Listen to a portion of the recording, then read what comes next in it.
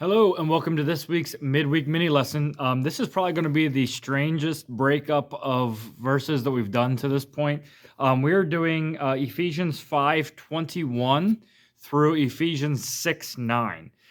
So there is a reason for that. I think you'll get it when we get there. But basically, it's all talking about Christian relationships, and that's why I wanted to make sure that I put all of them together.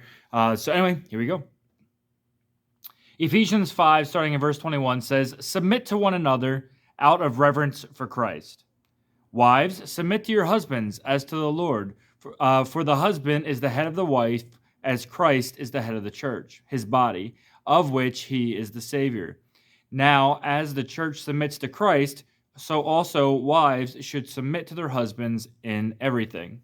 Husbands, love your wives, just as Christ loved the church and gave himself up for her to make her holy, cleansing her by the washing with water through the word, and to present her to himself as a radiant church without stain or wrinkle or any other blemish, but holy and blameless.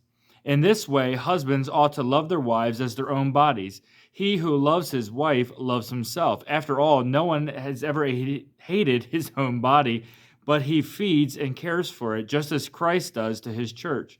For we are members of his body. For this reason, a man will leave his father and mother, and the two will be united and become one flesh. This is a profound mystery, but I am talking about Christ and the church. However, each one of you must also love his wife as he loves himself, and the wife must respect her husband." All right, so there's a long section there in the ending part of chapter 5, and I want to kind of talk about this just for a second. And I want to start with why I put verse 21 in there. In most versions, verse 21 is in the previous section, not in the wives and husbands section. But it doesn't really seem to fit in that previous section, almost like they didn't want it to be in this one. It's kind of strange to me. So verse 21 says, "Submit to one another out of reverence for Christ." In other words, submit to each other. If I believe that this is actually supposed to be in the wives and the husbands section, it's saying, look, you're both supposed to submit to each other. Husbands, you're supposed to submit to your wives. Wives, you're supposed to submit to your husbands. And basically what I think is going on here is it's telling us that, hey, wives, you're going to have a harder time doing this submission thing. So I want to make sure that I command you to do that. So I want to command you to make sure that you're submitting to your husband. Even though you're both supposed to submit to each other. And then we move on to husbands, and it says, "Husbands, love your wives." Now, notice it doesn't say that wives are to love their husbands, but I think that's kind of important to do, right? So it's almost as though he's saying, "Hey, wives, I know you know how to love your husband. I know that's not a problem for you. So I got to command them. So husbands, love your wives." So it's almost as if he's showing what we each have problems with. Wives have a problem with submission, husbands have a problem with love, and he's commanding the different sexes to make sure that they are doing the thing that they struggle in. And it makes sense. So in verse 21, it starts out right away saying, look, you're supposed to submit to one another. You're both supposed to submit.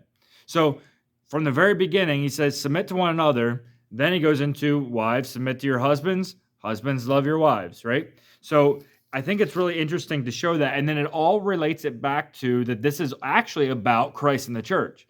That this husband and wife relationship is supposed to be what we have between Christ and his church, his ecclesia, the actual people, the called out ones, right? So we actually have this idea that this relationship isn't just husband and wife, but also Christ and his body and his church.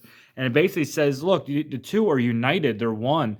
Just like a husband and wife, when they are united, become one flesh. So Christ and the church are united in one. He is the head and we are the body. And then we move on into chapter 6. Chapter 6 continues on, and instead of husbands and wives, it talks about children and parents. It says in chapter 6, verse 1, "Children, obey your parents in the Lord, for this is right. Honor your father and mother, which is the first commandment with a promise, that it may go well with you and that you enjoy long life in the earth. Fathers, do not exasperate your children. Instead, bring them up in the training and instruction of the Lord."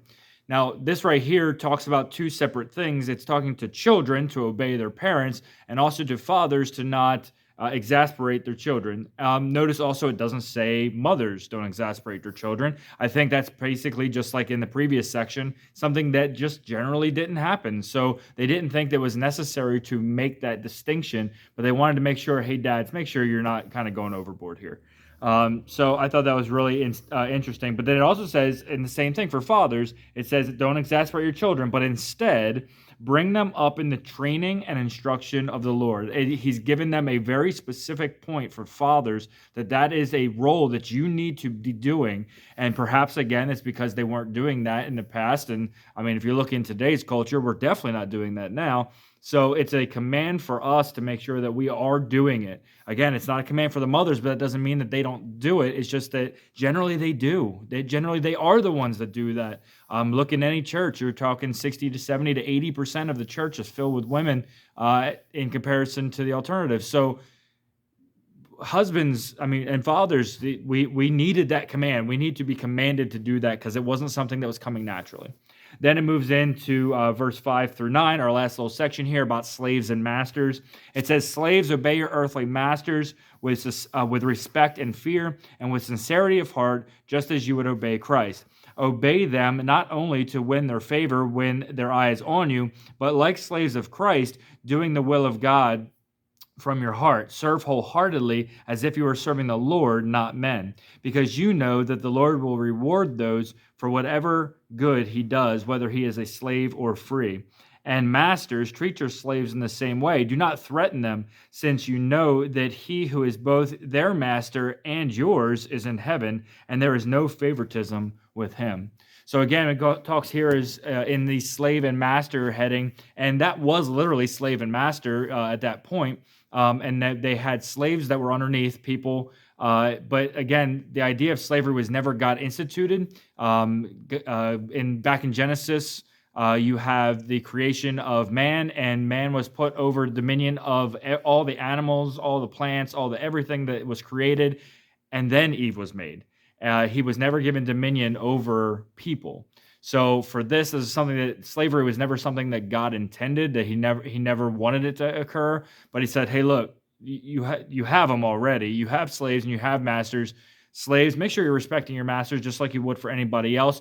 Do your work for your master just as though you were doing it for me. Don't kind of shirk your responsibility, quote unquote. But also masters, remember that masters, you have a master.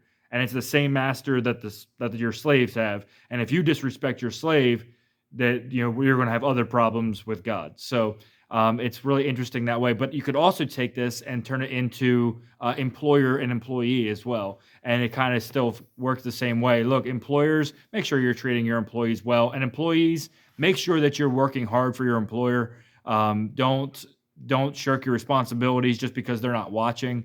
Know that you have a Father in heaven that is watching. And then employers, make sure that you're treating them well because you also have somebody over you that takes care of you. Make sure that you're doing that as well. So this whole section here is really important. I think it's something that a lot of people talk about. That's why we're at almost 8.5 minutes right now.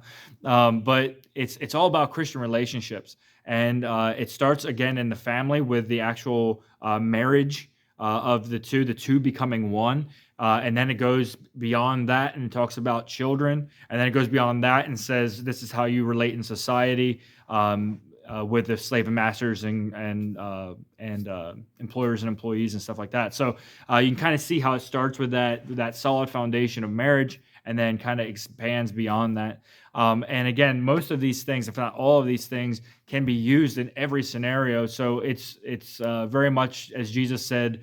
He takes all the 613 laws and the 10 Commandments and boils them all down. And he says, look, all these things basically boil down to love God and love people.